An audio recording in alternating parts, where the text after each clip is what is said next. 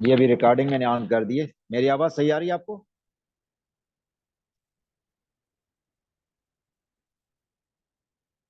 अच्छा ठीक है। तो जो स्लाइडिंग विंडो है ये बेसिकली हमारे पास लेफ्ट टू राइट ट्रेवल कर रही होती है और कब तक करती रहेगी, जितने फ्रेम्स हमारे पास होंगे सेंड करने के लिए। ठीक है। अच्छा, इसके अंदर कॉन्सेप्ट होता है श्रिंक और एक्सपेंड का। ठीक है। श्रिंक कब होगी? ये जो स्लाइडिंग विंडो का लेफ्ट वाला पार्ट है या starting point, this wall moves to the right frame by frame when a frame is sent. जब सेंडिंग मशीन से फ्रेम एक दफा निकल जाएगा, उसकी मशीन से वो फ्रेम निकल गया, ठीक है, तो ये ऑटोमेटिकली विंडो श्रिंक हो जाएगी। ठीक है। अगर फॉर एग्जांपल जीरो फ्रेम भेज दिया गया तो ये ऑटोमेटिकली ये जो बाउंड्री है ये मूव करके वन तक आ चुकी होगी सेंड होने के बाद। एक्नॉलेजमेंट की तो बात ही नहीं कर रहे हम। ठीक है। जैसे ही हमने सेंड की तो ये जो जीरो है ये स्लाइडिंग विंडो से निकल चुका होगा। ठीक है। अच्छा, अब सेंडर के पास गया वो, सॉरी, सेंडर ने रिसीवर के पास भेजा, रिसीवर के पास पहुंचा, रिसीवर ने उसको उसने एरर कंट्रोल चेक किया कि एरर तो नहीं है उसके अंदर। एरर डिटेक्ट किया, एरर डिटेक्ट करने के बाद चेक किया कि बिल्कुल सही है, कोई एरर नहीं है, तो उसने वापस एक्नॉलेजमेंट भेजी। ठीक है। एक्नॉलेजमेंट आई। जब एक्नॉलेजमेंट रिसीव हो गई सेंडर को, फिर ये कह रहा है this wall moves to the right the size of several frames at a time when an ack is received. अगर एक एक फ्रेम की आई है, फॉर एग्जाम्पल जीरो भेजा गया था, तो जीरो फ्रेम की ही सिर्फ एक आई है, तो हम क्या कहेंगे, एक आई है एक फ्रेम की। हम ये नहीं कहेंगे कि एक रिसीव फॉर जीरो। याद रखिएगा यहाँ पर। अब हम बात को थोड़ा सा चेंज कर रहे हैं। पहले हमें ये हमने पढ़ा था कि डेटा जीरो भेजा तो एक जीरो पहुंच गई, डेटा वन भेजा तो एक्नॉलेजमेंट वन आ गई, डेटा टू भेजा तो एक्नॉलेजमेंट टू आ गई। ये बेसिक अंडरस्टैंडिंग डेवलप करने के लिए थी। अब हम उस बात को थोड़ा सा आगे बढ़ाते हैं। वो क्या है कि यहाँ पर अगर हमने जीरो फ्रेम भेजा और रिसीवर को ये फ्रेम मिल गया, तो वो ये बताएगा कि एक वन हो गया है।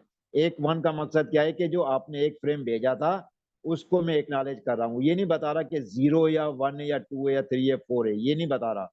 वो सिर्फ कह रहा है कि एक फ्रेम मुझे भेजा गया था, वो मैंने रिसीव कर लिया, चेक कर लिया।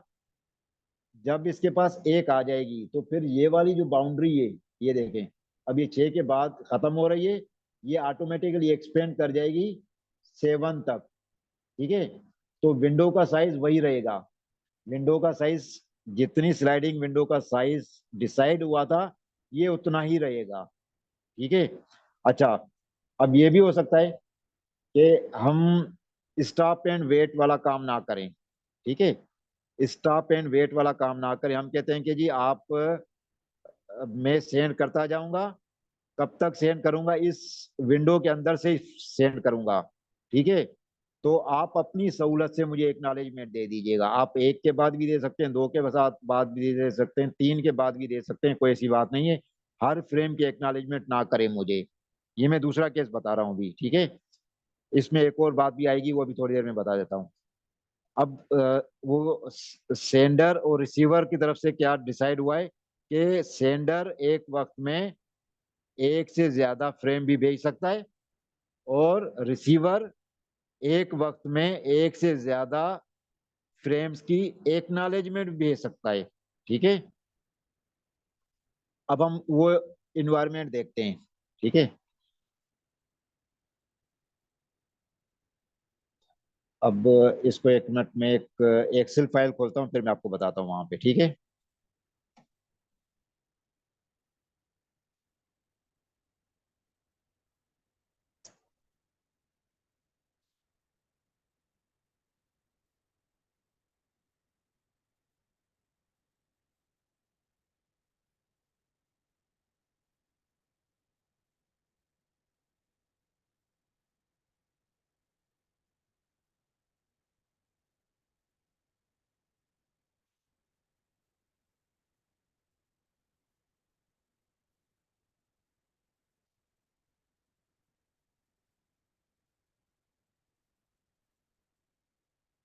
अच्छा जी, ये अभी मैंने तो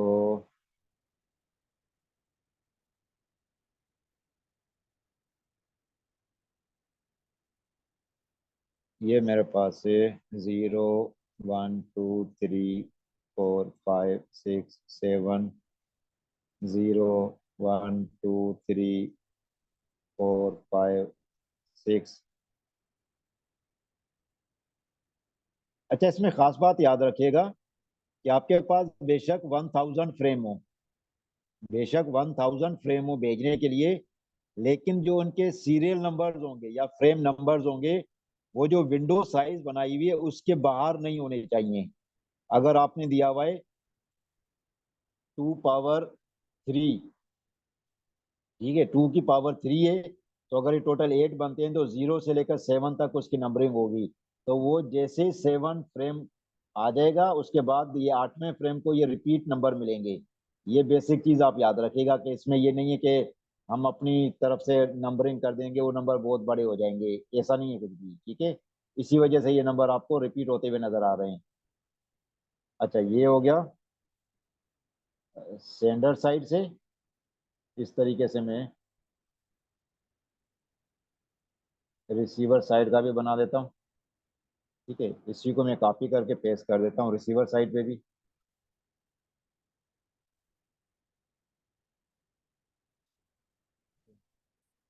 ऊपर में लिख देता हूँ इसको कि ये मेरे पास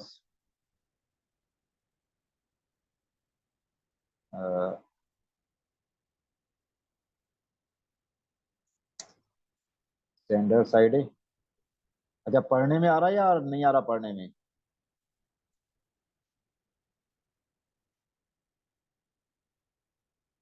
रिसीवर साइड है, ठीक है। अब इस वक्त जो ये आप 6 तक था,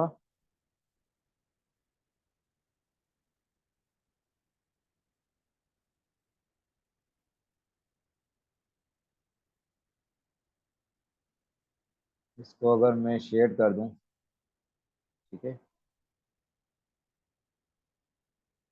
ये शेडेड है, ठीक है। ये स्लाइडिंग विंडो है, इसी तरीके से इसकी भी स्लाइडिंग विंडो होगी, ठीक है। इसकी स्लाइडिंग विंडो का शेड में अलग कर देता हूँ। अब यहाँ पर सेंडर ने फ्रेम 0 सेंड किया, तो ये क्या कर जाएगा, ये श्रिंक हो गई विंडो, ठीक है, सिर्फ सेंड करने के ऊपर। अच्छा, इसके पास फ्रेम 0 रिसीव हुआ, ठीक है, तो ये क्या भेजेगा, एक 1 भेजेगा। एक 1 का मकसद क्या है कि एक फ्रेम मुझे मिला है और ये मैंने उसकी एक्नॉलेजमेंट भेज रहा हूँ, ठीक है। फ्रेम 0 ये एक 1 भेज रहा है, तो ये भी क्या कर देगा यहाँ से, ठीक है। अच्छा, अब ये क्या कर रहा है, अपनी स्लाइडिंग विंडो को इंक्रीमेंट कर देगा, ठीक है। इसकी विंडो का साइज अभी भी वही है, लेकिन यहाँ पर विंडो का साइज कम है अभी, क्योंकि इसको एक रिसीव नहीं हुई है, एक इसने सिर्फ निकाली है अपने पास से, इसको मिली नहीं है अभी तक, ठीक है। उसके बाद जैसे ही एक्नॉलेजमेंट इसको रिसीव होगी, जिस तरह स्लाइड पे लिखा हुआ था, तो ये वाली साइड जो है ये एक्सपेंड हो जाएगी। एक्सपेंड होके क्या हो जाएगी,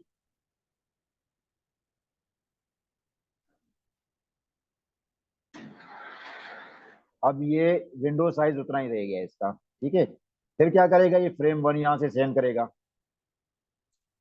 फ्रेम 1 जब सेंड करेगा, तो ये अपनी जो विंडो है इसको श्रिंक कर देगा, ठीक है। ये विंडो श्रिंक हो गई इसकी, यहाँ से देखे विंडो का साइज कम हो गया। अब जब यहाँ पर फ्रेम 1 इसको रिसीव होगा,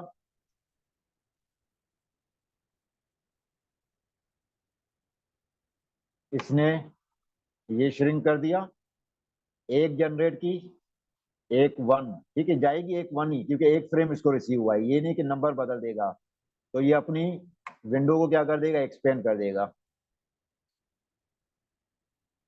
ठीक है।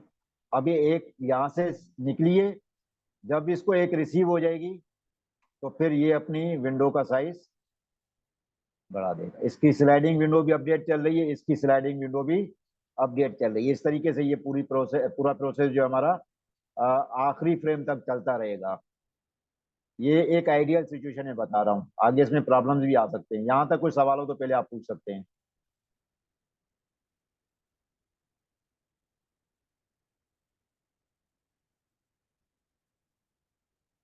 जी आसिफ, मल्टीपल एक हो सकते हैं बिल्कुल ये, लेकिन जो अ, तरीकेकार है उसको हम स्टॉप एंड वेट नहीं कहेंगे। ठीक है, स्टॉप एंड वेट वाला कॉन्सेप्ट नहीं होगा ये।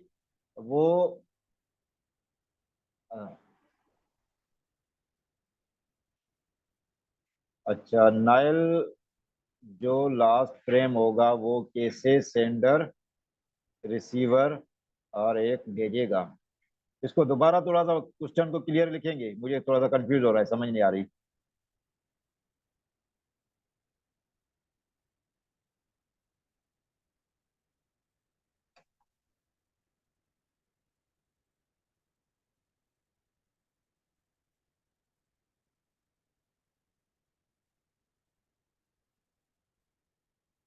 अच्छा जी आसिफ, पहले आपने क्वेश्चन किया था कि अगर हम एट अ टाइम मल्टीपल चीजें, मल्टीपल फ्रेम्स भेजेंगे और मल्टीपल फ्रेम्स की एक रिसीव करेंगे, तो उस कॉन्सेप्ट को हम कहते हैं स्लाइडिंग विंडो। ठीक है, और स्टॉप एंड वेट का तो हमें पहले पता लग गया था कि स्टॉप एंड वेट जो तरीकेकार है वो बहुत आसान सा ही होता है, कोई इसमें कॉन्सेप्ट में वो नहीं है, जिस तरह स्टॉप एंड वेट वाला बेसिक सी अंडरस्टैंडिंग है। अच्छा, अब इसके अंदर वापस आते हैं। सेंडर साइड क्या करता है, याद रखिएगा,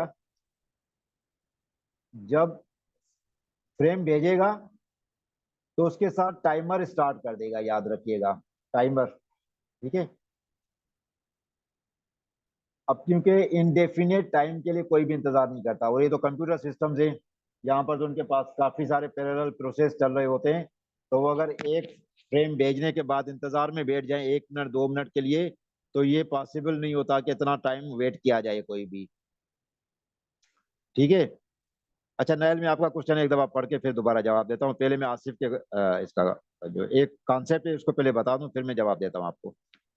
अच्छा, तो अ, जो सेंडर मशीन है वो इनडेफिनेट टाइम के लिए वेट नहीं कर सकती। ठीक है, उसका टाइम जो होता है वो नॉर्मली ये होता है कि जो सेंडर से रिसीवर के पास टाइम जाने का टाइम होगा और रिसीवर से वापस आने का टाइम होगा। ठीक है, उसको हम आरटीटी कहते हैं, return trip time, RTT, return trip time. ठीक है, कि एक फ्रेम यहाँ गया रिसीवर के पास और वापस आने में कितना टाइम लग सकता है, ये डिपेंड करता है कि अगर आपके दोनों सिस्टम्स एक कमरे में तो कम टाइम लगेगा, एक शहर के अंदर है तो थोड़ा सा ज्यादा टाइम लगेगा, एक कंट्री के अंदर है तो और ज्यादा टाइम लगेगा, और अगर दुनिया में मुख्तलिफ जगहों पर हैं दोनों सिस्टम्स तो डेफिनेटली टाइम और ज्यादा लगेगा। ठीक है, फिर हम देखते हैं कि ये जो करंट ट्रेवल कितनी देर में करता है, लाइट स्पीड होती है, फिर बीच में रास्ते में नेटवर्क कितना स्लो पर बिहेव कर रहा है, ट्रैफिक कितना ज्यादा है। तो ये बहुत सारे फैक्टर्स होते हैं जो डिले में हमें कैलकुलेट करने पड़ते हैं। तो जो भी डिले होगा उसका टू टाइम आप समझ सकते हैं। फॉर एग्जाम्पल डिले आ रहा है 400 millisecond, for example 400 millisecond delay आ रहा है, तो 2 इंटू डिले आप कर सकते हैं 800 मिली सेकंड, या 1 सेकंड का आप कह सकते हैं कि वेट टाइम होगा, 1 सेकंड तक ये वेट करेगा इसकी एक्नॉलेजमेंट आने का। लेकिन अगर एक्नॉलेजमेंट नहीं आती तो ये डेटा दोबारा सेंड करेगा। अब एक ना आने का मकसद क्या है, कि हो सकता है कि इसको डेटा रिसीव ना हुआ हो, ये भी चांस हो सकता है, या अगर डेटा रिसीव हुआ है, इसने एक भेजा है, तो एक रास्ते में कहीं गुम हो गई हो। अब गुम होने का कॉन्सेप्ट क्या होता है, पहले हमने देखा था कि राउटर्स जो होते हैं या जो हमारे स्विचेस होते हैं, सॉफिस्टिकेटेड स्विचेस, उनके उनके पास क्यू मेंटेन हो रही होती है। उस क्यू के ऊपर डेफिनेटली क्यू का साइज होगा, अगर क्यू के साइज से ज्यादा फ्रेम या पैकेट उनको रिसीव होंगे तो वो ड्रॉप हो जाते हैं। तो कोई पता नहीं है, जो हमारी एक्नॉलेजमेंट है वो शायद ड्रॉप हो गई हो, या जो हमने डेटा भेजा था रास्ते में वो ड्रॉप हो गया हो, तो कोई भी केस हो सकता है। तो ये जो टाइमर है ये सेंडर मशीन मेंटेन करती है, और नॉर्मली वो कितना होता है कि जो हमारा डिले होता है RTT जिसे कहते हैं, उसका टू टाइम आप कह सकते हैं उसको, कि डबल टाइम वेट टाइम ये सेंडर मशीन मेंटेन करती है। एक फ्रेम भेजा, उस टाइम टाइमर स्टार्ट कर दिया, उसके बाद जैसे एक्नॉलेजमेंट आ जाएगी टाइमर को रीसेट कर देगा, फिर दूसरा डेटा भेजेगा। उस टाइम जो टाइमर स्टार्ट हो जाएगा। लेकिन ये कब तक वेट करेगा, जब तक टाइमर एक्सपायर नहीं होता। जब टाइमर एक्सपायर हो जाएगा तो वो उस पुराने डेटा को दोबारा भेजता है वो। ठीक है। तो ये एक इसका था। ये इसके अंदर भी होगा, ये स्टॉप एंड वेट का भी है और स्लाइडिंग विंडो का भी यही है। ठीक है, स्लाइडिंग विंडो के अंदर भी होगा। इसका टाइम जरा ज्यादा होगा, याद रखिएगा इसका टाइम ज्यादा होगा। इसमें क्या होगा कि विंडो के अंदर के सारे फ्रेम एक दफा भेजे जा सकते हैं। दोबारा सुन लें, अगर हम ये अप्रोच कर रहे हैं स्लाइडिंग विंडो वाली, तो स्लाइडिंग विंडो वाली अप्रोच के अंदर, ये मैं दोबारा दिखा देता हूं, ये वाली। ठीक है, जहां पर several frames at a time भेजे जा सकते हैं। इसमें मैक्सिमम कितने फ्रेम भेजे जा सकते हैं, ये क्वेश्चन पूछा जा सकता है। तो जितना स्लाइडिंग विंडो का साइज है उतने फ्रेम एट अ टाइम भेजे जा सकते हैं। एट अ टाइम तो नहीं जाएंगे, वन बाय वन वो भेजेगा, लेकिन without waiting for acknowledgement. Acknowledgement का वेट नहीं करेगा वो। और वो स्लाइडिंग विंडो के अंदर जितनी विंडो का साइज है उतने वो फ्रेम भेज सकता है। अगर फॉर एग्जाम्पल इसकी विंडो का साइज 1 2 3 4 5 6 और 7 है, तो 7 फ्रेम वो विदाउट वेटिंग एक्नॉलेजमेंट भेज सकता है। ठीक है। और उसके बाद क्या होगा कि जो रिसीवर साइड है, वो अगर तीन उसको या 3 4 5 ये मिल गए और 3 4 5 को प्रोसेस कर लिया है, तो वो एक्नॉलेजमेंट 3 की भेज देगा। 3 का मकसद क्या है कि 3 फ्रेम रिसीव हो गए। उसके बाद मजीद 4 फ्रेम भेजे गए, तो वो फिर बाद में दूसरे एक बना के भेज सकता है कि 4 फ्रेम और रिसीव हो गए। तो वो इस तरीके से कलेक्टिव रिसीट एक्नॉलेजमेंट भी भेज सकता है। जो भी दोनों सिस्टम्स के ऊपर एल्गोरिदम चल रहा होगा वो ये डिसाइड कर लेगा। ठीक है जी, यहाँ तक कोई क्वेश्चन हो तो पूरे पहले पूछ सकते हैं। अभी नायल का जो क्वेश्चन था उसकी तरफ वापस आते हैं कि वो क्वेश्चन क्या पूछा था। जब सेंडर एक फ्रेम ट्रेवल करेगा तो रिसीवर एक भेजेगा, जिससे उसकी विंडो का साइज सेम रहेगा और सेंडर पे श्रिंक हो जाएगा। सेंडर पे श्रिंक हो रहा है सेंड करते वक्त, और जैसे एक आ जाएगी तो उसका भी एक्सपेंड होता जाएगा। अगर वो, मैं पहले बता चुका हूँ अभी यही बात ना नायल, कि जो स्लाइडिंग विंडो के अंदर के फ्रेम है वो सारे भेजे जा सकते हैं। इसका मतलब क्या है कि जो स्लाइडिंग विंडो है वो श्रिंक हो सकती है। वो जितने फ्रेम निकलते जाएंगे सेंड होते जाएंगे, वो विंडो श्रिंक होती जाएगी, एक्सपेंड नहीं होगी। एक्सपेंड कब होगी, जब एक्नॉलेजमेंट मिलेगी। अगर एक्नॉलेजमेंट आई नहीं है सिरे से उसके पास, पूरे स्लाइडिंग विंडो के फ्रेम भेज दिए गए लेकिन एक कुछ भी रिसीव नहीं हुई, तो वो स्लाइडिंग विंडो एक्सपेंड नहीं हुई। फिर वो क्या करेगा, टाइमर एक्सपायर होने के बाद उस स्लाइडिंग विंडो को दोबारा रिफ्रेश करेगा और उसका जो पहला फ्रेम था वहां से दोबारा स्टार्ट करेगा भेजना। जी नायल, कोई क्वेश्चन है? अब क्लियर है? चलें सर, ठीक है, आगे चलते हैं अभी।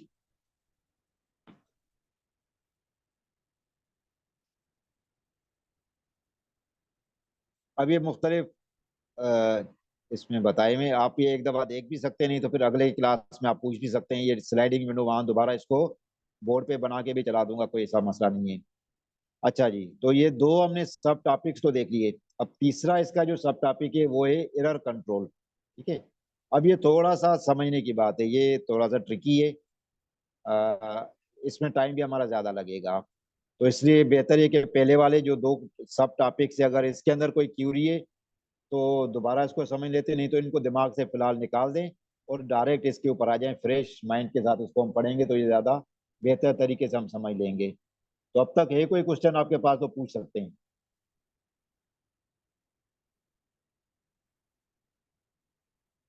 कोई क्वेश्चन नहीं है? माइक ओपन तो हो सकता है नाइल, लेकिन मेरे पास इस वक्त ये कि मैं माइक्रोफोन एक्सटर्नल यूज कर रहा हूँ और मेरे पास हेडसेट नहीं है। तो आपकी आवाज नहीं आएगी क्योंकि जेक एक ही होता है फोन के अंदर, आपको पता है। तो उसमें मैंने एक्सटर्नल माइक लगाया हुआ है, तो आपकी आवाज आएगी नहीं। हाँ, ये हो सकता है कि मैं अपना माइक निकाल दूं और आपकी बात सुन लूं। आप अपना फोन माइक ओपन कर लें। अगर आप बात करना चाहते हैं नायल, तो मैं थोड़ी देर वेट कर लेता हूँ, मैं अपना माइक निकाल देता हूँ, आपकी बात सुन लेते हैं एक दफा, कोई बात नहीं। ओके, चलें, ठीक है। अच्छा, अब हम एरर कंट्रोल की अगर बात करें तो उसको देखें। एक अप्रोच होती है, उसको हम ARQ कहते हैं, ऑटोमेटिक रिपीट रिक्वेस्ट। ये रीट्रांसमिशन का नाम है। रीट्रांसमिशन तो हमने जनरल टर्म कल पढ़ी थी ना हमने, कि रीट्रांसमिशन होती है। अब अगर हम इसको इसकी टेक्निकल लैंग्वेज के अंदर बात करें, तो उसको हम कहते हैं ऑटोमेटिक रिपीट रिक्वेस्ट, ARQ होता है, ठीक है। और ARQ किस किस केस में आएगा याद रखिएगा। ये उसके तीन केसेस बताए हुए हैं। सबसे पहले तो अगर हमारा फ्रेम डैमेज है, डैमेज फ्रेम का मकसद क्या होता है कि जो फ्रेम सेंडर से गया, रिसीवर ने उसमें से जो उसका CRC चेक किया या फिर पेरिटी चेक किया, वहां पर वो जो पता लगा कि इसकी अंदर से बिट कोई चेंज हो गई है, एरर आ चुका है, तो उसको हम क्या कहते हैं, डैमेज फ्रेम। उसका टेक्निकल लैंग्वेज में डैमेज फ्रेम उसको कहते हैं। दोबारा सुन लें कि जो एरर वाला फ्रेम आएगा जिसकी बिट चेंज हो गई है ड्यूरिंग ट्रांसमिशन, और वो CRC चेक या पेरिटी चेक पास नहीं कर सका, उसको हम डैमेज फ्रेम कहते हैं, ठीक है। और दूसरा ये होता है कि लॉस्ट। लॉस्ट का मकसद क्या है कि वो रास्ते में लॉस्ट हो गया, ठीक है। लॉस्ट की मैंने पहले बता दी कि क्या केस हो सकता है, कि जो राउटर है या जो हमारा स्विच है, उसके ऊपर जो बफर होता है हमारा, वो बफर की कैपेसिटी से जब ज्यादा उसके पास फ्रेम या पैकेट आते हैं तो वो उनको ड्रॉप कर देता है। तो वो ये भी हो सकता है कि जो हमारे वाला जो फ्रेम या पैकेट था, वो भी वहाँ ड्रॉप हो गया, तो उसको टेक्निकल लैंग्वेज में लॉस्ट कहते हैं, ठीक है। तो लॉस्ट के दो केसेस हो सकते हैं, कि जो सेंडर से फ्रेम गया है वो भी लॉस्ट हो सकता है, ठीक है, या जो रिसीवर ने एक्नॉलेजमेंट भेजी थी वो भी लॉस्ट हो सकती है, ठीक है। तो ये तीन केसेस में ARQ जनरेट होता है, ऑटोमेटिक रिपीट रिक्वेस्ट, तीन केसेस में जनरेट होगा। एक डैमेज फ्रेम के केस में, दूसरा लॉस्ट फ्रेम के केस में, और तीसरा लास्ट एक्नॉलेजमेंट के केस के अंदर, ठीक है। और इसकी दो मेन अप्रोचेज है। मेन अप्रोचेज दो हैं। एक स्टॉप एंड वेट ARQ, जिस तरह हमने पहले देखा था, कि एक वक्त में एक फ्रेम जाएगा, जब तक उस फ्रेम की एक्नॉलेजमेंट नहीं आएगी तब तक वेट किया जाएगा, ठीक है। उसको हम स्टॉप एंड वेट कहते हैं, बहुत मुश्किल नहीं है, हम उसके डायग्राम भी देख लेंगे आगे। दूसरा होता है स्लाइडिंग विंडो का। अभी हमने थोड़ी देर पहले स्लाइडिंग विंडो देखा था, कि स्लाइडिंग विंडो के अंदर जो फ्रेम्स हैं, उन फ्रेम्स की बात कर रहा है, कि अगर उन फ्रेम्स को सेंडर एक वक्त में ज्यादा फ्रेम भेज चुका है, या रिसीवर एक वक्त में ज्यादा फ्रेम्स की एक्नॉलेजमेंट बनाना चाहता है या भेजना चाहता है, तो वो केस यहाँ पर आएगा, ठीक है। तो ARQ इन दोनों केसेस में जनरेट होगी, ठीक है। तो अब पहले हम देखते हैं स्टॉप एंड वेट वाले को, कि ये क्या कह रहा है। अच्छा, अभी देखिए स्टॉप एंड वेट का तरीकेकार, क्योंकि जैसे जैसे फ्रेम जा रहा है उसकी एक जनरेट होती जा रही है, ठीक है। तो ये स्टॉप एंड वेट वाला ये। अब इसमें देखें, डेटा 1 भेजा गया हमने, तो उसने एक्नॉलेजमेंट 1 की भेजी, ठीक है। ये सिर्फ समझने की, ये स्लाइडिंग विंडो नहीं है, जो फ्रेम जा रहा है उसकी एक्नॉलेजमेंट उसके नाम से आ रही है। डेटा गया, उसकी एक्नॉलेजमेंट आ गई। अभी आगे पीछे भी जा सकते हैं, कोई ऐसी बात नहीं है। आगे पीछे जाने का मकसद कोई भी तरीके कार हो सकता है उसका।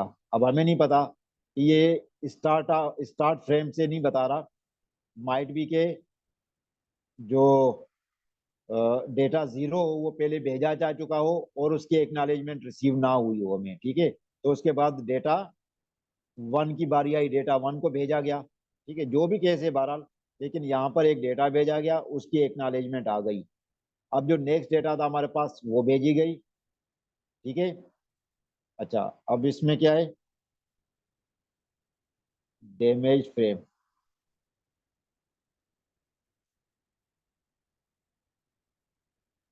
अच्छा, अब इसमें जो अब ये वाला डेटा भेजा गया, फॉर एग्जांपल इस डेटा को जब चेक किया गया रिसीवर साइड पे, इसका सीआरसी कोड जो था, या जिसे हम सिंड्रोम कहते हैं वो, या जो पैरिटी की वैल्यूज थी वो मैच नहीं हुई। ठीक है। तो जब वो मैच नहीं हुई तो रिसीवर ने उसको डिस्कार्ड कर दिया, उसने कहा कि जी ये मेरे काम का फ्रेम नहीं है क्योंकि ये एरर वाला है। उसने नेक जनरेट कर दी। अब ये नंबर नहीं कर रहा, जिस जो फ्रेम सेंडर ने भेजा था उसकी नेक इसको रिसीव हुई है। जब ये नेक रिसीव हुई है उसको, तो इसका मतलब क्या है कि ये सेंडर मशीन समझ जाएगा कि ये रीट्रांसमिशन की रिक्वेस्ट कर रहा है। ठीक है, रीट्रांसमिशन की रिक्वेस्ट कर रहा है, फिर उसी फ्रेम को दोबारा भेजेगा। फिर अगर वो चेक हो गया, सीआरसी का जो सिंड्रोम था वो सही है या पैरिटी वैल्यू सही थी और बाकी कोई एरर फाउंड नहीं हुआ, तो इसके एक्नॉलेजमेंट कर देगा। टिल द टाइम ये इसके जितने भी फ्रेम्स हैं वो ये सेंड करता रहेगा। तो ये हमारे पास जो स्टॉप एंड वेट वाली जो बेसिक अप्रोच थी, वो इस तरीके से हमारी काम कर रही होती है। ठीक है। ये डैमेज फ्रेम के लिए।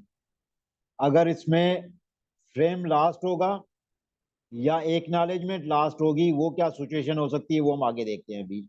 ये डैमेज फ्रेम है सिर्फ। ठीक है। आगे हम देखते हैं लास्ट फ्रेम। सेंडर से फ्रेम गया लेकिन ये रिसीवर तक पहुंचा ही नहीं, रास्ते में लास्ट हो गया। अब ये देखें, जब ये सेंडर से ये फ्रेम भेजा गया था उसी टाइम सेंडर ने टाइमर स्टार्ट कर दिया था। तो जो भी टाइमर उसने रखा हुआ है, जो टाइम है, उस टाइम तक ये वेट करेगा। जब ये टाइमर एक्सपायर हो गया, उसके बाद उसी फ्रेम को ये दोबारा सेंड करेगा। ठीक है। और इस तरीके से टाइमर एक्सपायर होने के बाद उस फ्रेम को भेजा जाएगा। याद रखिएगा, ये फ्रेम की बात कर रहे हैं। ये सेंडर साइड सिर्फ अपने टाइमर पे रिलाई कर रहा है। उसका टाइमर बता रहा है कि जी टाइमर एक्सपायर्ड, लेकिन आपके पास एक्नॉलेजमेंट नहीं आई। तो वो क्या कर देगा, अब उसको ये नहीं पता, इसमें ये याद रखिएगा कि हम इसका नाम लास्ट फ्रेम रख रहे हैं। ठीक है। ये हमने जर्नलाइज टर्म रखी हुई है, सेंडर को नहीं पता कि मेरा फ्रेम लास्ट हुआ है। हो सकता है एक्नॉलेजमेंट भी लास्ट हुई हो। दोनों ही केसेस के अंदर टाइमर एक्सपायर हो गया। ठीक है। जब टाइमर एक्सपायर हो गया तो वो क्या करेगा, दोबारा उस डेटा को सेंड कर देगा। तो अगर तो वो पहले लास्ट हुआ था और ये डेटा रिसीव हो गया, रिसीवर ने उसको वेरीफाई किया कि इसके अंदर कोई एरर नहीं है, एक्नॉलेजमेंट जनरेट कर दी, तो ये सेंडर साइड से ट्रांसमिशन जो होगी फ्रेम्स की, वो चलती रहेगी, रुकेगी नहीं। और अगर एक्नॉलेजमेंट लास्ट होती है, ठीक है, तो भी ये देखें इसको कोई पता नहीं है, ये अभी भी अपने टाइमर के ऊपर ही रिलाई कर रहा है। तो डेटा तो रिसीव हुआ था इसके पास, लेकिन जब एक्नॉलेजमेंट इसने भेजी, एक्नॉलेजमेंट यहाँ पहुंची नहीं, उससे पहले पहले टाइमर एक्सपायर हो गया। तो दोनों ही केसेस में, जो लास्ट वाले केसेस हैं, लास्ट फ्रेम है या लास्ट एक्नॉलेजमेंट है, इन दोनों ही केसेस के अंदर जो सेंडर है वो रिलाई करेगा अपने टाइमर के ऊपर। अगर टाइमर उसका जल्दी एक्सपायर हो गया, जल्दी से मुराद है कि टाइमर जो रखा हुआ था एक्नॉलेजमेंट आने से पहले एक्सपायर हो गया, तो वो इस डेटा को रीसेंड करेगा। ठीक है। तो ये रीट्रांसमिशन इसकी हो जाएगी। ये हमने अब तक जो देखे हैं केसेस, ये हैं इसके स्टॉप एंड वेट के। ठीक है। ये स्टॉप एंड वेट के तीनों केसेस हमने देखे हैं, डैमेज फ्रेम के भी, लास्ट फ्रेम और लास्ट एक्नॉलेजमेंट के। यहां तक कोई सवाल हो तो आप पूछ सकते हैं।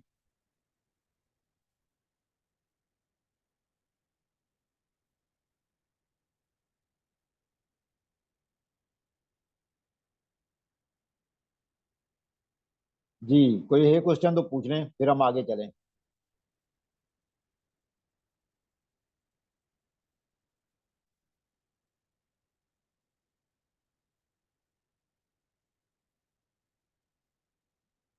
अच्छा जी, तो अभी हमारे पास, अब हम आ जाते हैं स्लाइडिंग विंडो की जो अप्रोचेज है। ठीक है। स्लाइडिंग विंडो के दो हैं, एक को हम कहते हैं गो बैक एंड, एक होता है सिलेक्टिव एक्सेप्ट या सिलेक्टिव रिजेक्ट। इनके दो नाम मुख्तलिफ बुक्स के अंदर मिलेंगे आपको। एक सिलेक्टिव रिजेक्ट भी कहीं लिखा हुआ है और सिलेक्टिव एक्सेप्ट भी लिखा हुआ होता है किसी जगह। ठीक है। अच्छा, अब हम पहले देखते हैं गो बैक एन वाली अप्रोच। गो बैक एन क्या कह रहा है हमें, ठीक है। अब इसमें पहले हम देखते हैं डैमेज फ्रेम के लिए। अब ये गो बैक एन का मकसद क्या है कि go back N, N replace होगा नंबर के साथ, और नंबर क्या होगा, स्लाइडिंग विंडो के अंदर जितने फ्रेम्स के नंबर हैं उन नंबर्स की बात कर रहा है। जो स्लाइडिंग विंडो हमने पहले बनाई थी उसके अंदर जो नंबर्स थे ये उनकी बात कर रहा है, ठीक है। अब देखें यहाँ पर डेटा जीरो भी भेजा गया, डेटा वन भेजा गया, डेटा टू भेजा गया, क्योंकि ये सारे स्लाइडिंग विंडो के अंदर थे। Data three, data four, five, ठीक है, ये सारे सेंडर ने भेजे वन बाय वन करके।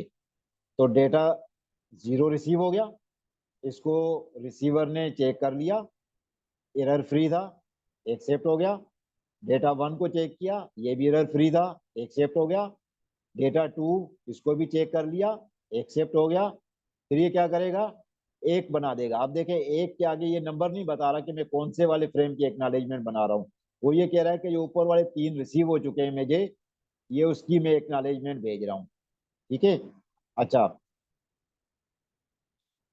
अब ये तीन की एक्नॉलेजमेंट उसको रिसीव हो गई, ठीक है। लेकिन जब ये रिसीव हुई थी उस टाइम ये चौथा फ्रेम भी निकाल चुका था, पांचवा फ्रेम भी निकाल चुका था, और ये छठा फ्रेम भी रास्ते में जा रहा था। जो तीन और चार तो कंफर्म निकाल चुका था, ये पांचवा फ्रेम भी रेडी टू मूव था, ठीक है। अच्छा, अब ये वाला जो फ्रेम आया, ठीक है, इसके अंदर जब एरर चेक किया गया, एरर था इसके अंदर, इसकी सीआरसी वैल्यू में एरर था, या पैरिटी चेक जो था उसके अंदर भी। अब ये पार्टिकुलर फ्रेम का सिर्फ बता रहा है, पार्टिकुलर फ्रेम का, कि जी फ्रेम नंबर थ्री के अंदर एरर है, ठीक है। लेकिन जब ये नेक इसने भेजा था तब तक frame number three, frame number four भी, फ्रेम नंबर फाइव भी सेंड हो चुका था, सही है। अच्छा, अब नेक थ्री जब रिसीव हुआ है इसके पास, उस टाइम तक फोर फाइव जा चुके थे। लेकिन ये अब रिसीवर विंडो, रिसीवर क्या करेगा, रिसीवर रुक जाएगा। आगे जितने भी उसके पास फ्रेम रिसीव होना शुरू हो जाएंगे वो उसको कुछ भी नहीं करेगा, जस्ट ड्रॉप करता जाएगा अपने पास, या डिस्कार्ड करता जाएगा। वो वेट करेगा कि जब तक मुझे फ्रेम थ्री नहीं आता तब तक आगे वाले फ्रेम में एक्सेप्ट नहीं करूंगा, ठीक है। दोबारा सुन लें कि हमारे पास जो गो बैक एन का मकसद क्या होता है, कि वो ये बताएगा कि जी फ्रेम नंबर थ्री गलत था, दोबारा फ्रेम नंबर थ्री के पास जाएं, वहां से मुझे डेटा भेजना शुरू करें, ठीक है। जो बीच में फ्रेम आपने भेजे थे थ्री के बाद वाले, वो भी मेरी नज़र में फजूल है, मैं उसको एक्सेप्ट नहीं कर रहा हूँ, मैं वेट कर रहा हूँ फ्रेम थ्री का। तो जैसे ही इसके पास नेक थ्री रिसीव होगा, गो बैक एन की बात कर रहा हूँ, तो सेंडर पता लग जाएगा कि उसको फ्रेम नंबर थ्री से दोबारा रीट्रांसमिशन करनी है, ये रीट्रांसमिशन रिपीट होगी। अब ये पता नहीं कि इसके अंदर एरर था या नहीं था, क्योंकि इसने इसको चेक ही नहीं किया, इसने इसको डायरेक्ट डिस्कार्ड कर दिया था। इस तरीके से फ्रेम फाइव को भी इसने डायरेक्ट डिस्कार्ड कर दिया था, क्योंकि ये नेक थ्री भेज चुका था, और नेक थ्री के बाद इसके प्रोसीजर में लिखा हुआ था रिसीवर के कि आगे वाले जितने फ्रेम रिसीव होंगे एक्सेप्ट फ्रेम थ्री, उन सबको डिस्कार्ड कर दो, सिर्फ जब फ्रेम थ्री रिसीव हो उसको प्रोसेस करना है।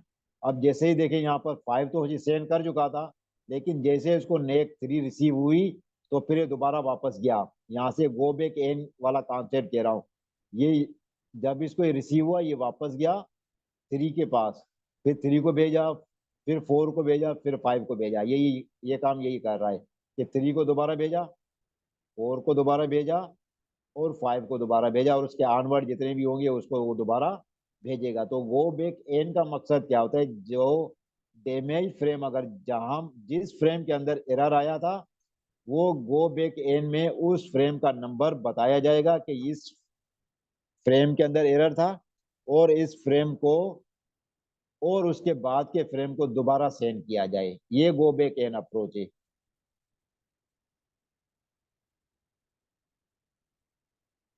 अच्छा, नाइल एक थ्री का मकसद दूसरा है। एक थ्री का मकसद ये कि मुझे जो पहले वाले जो तीन फ्रेम रिसीव हो चुके हैं उनको मैं एक्सेप्ट कर रहा हूँ, कि उनमें कोई गलती नहीं है, 3 फ्रेम की बता रहा है, ठीक है। तो लाजमी बात है कि जो उसने तरतीब से भेजे हुए थे सेंडर ने 0 1 2, तो पहले तरतीब में तो 3 फ्रेम यही बनते हैं 0 1 2। तो 0 1 2 के हिसाब से वो अपनी विंडो तो श्रिंक करेगा ही, ठीक है। जिस तरह हम वापस आते हैं अपने एक्सेल शीट के ऊपर, अगर आपको कोई ये क्वेश्चन अभी भी है तो बता दीजिएगा, नहीं तो फिर हम ज्यादा टाइम ना लगाएं इसके ऊपर। नाइल, अब ये देखें इसने क्या भेजा था। अब हम दूसरी केस की तरफ आ जाते हैं, ये हमारे पास था, ठीक है।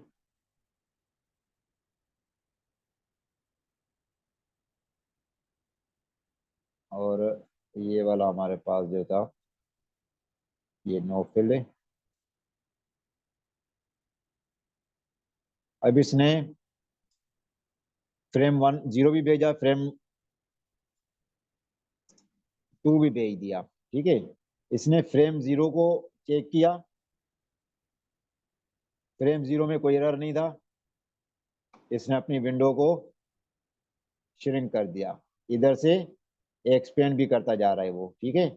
इस तरीके से फ्रेम 1 को चेक किया, फ्रेम 1 भी ठीक था, इसने इसको यहाँ से श्रिंक करवा दिया, इधर से ये एक्सपेंड भी करता जा रहा है, ठीक है। अच्छा, फिर फ्रेम 2, इसके पास फ्रेम 2 भी आ गया, उसको भी चेक किया इसने और इधर से अपनी विंडो को श्रिंक करवा दिया, ठीक है। उसके बाद इसको एक्सपेंड भी करता जा रहा है, ठीक है।